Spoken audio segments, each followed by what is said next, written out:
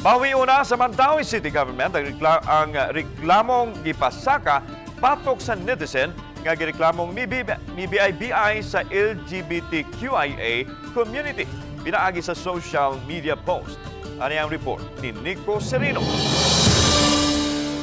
For that irresponsibility and lack of self-awareness of me for posting such thing, even though it is a question of out of ignorance, but it did hurt a lot of people. Sa video nga gi-upload, nangayog dispensa ang netizen nga si Roch Dungog sa kontrobersya nga namugna sa iyang nahaunang post ni atong Hunyo. Matud pa, dili niya intensyon ang pagdaot sa mga sakop sa LGBTQIA+ community.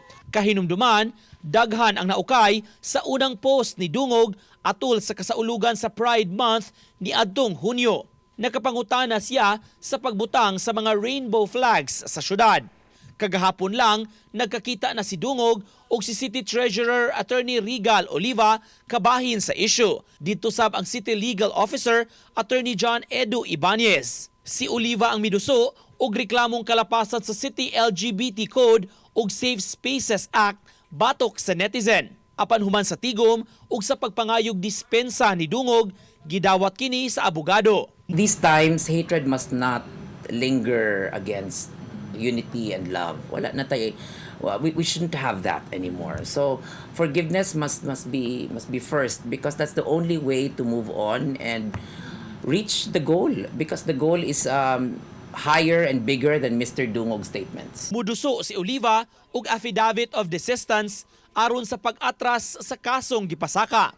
Matud niya, inay mga enemies o kontra ang gikinahanglan sa LGBTQ+ community, mga allies. Dugang pa niya, ang Mandaue bukas alang sa tanan ug walay gipili. If you will hinder what Mandaue has been doing, Mandaue has to stop you. And so that is what we did also. And I think other people in other LGUs joined us. Uban ni Godfrey Relien, Nico Sereno, Balitang Bisdak.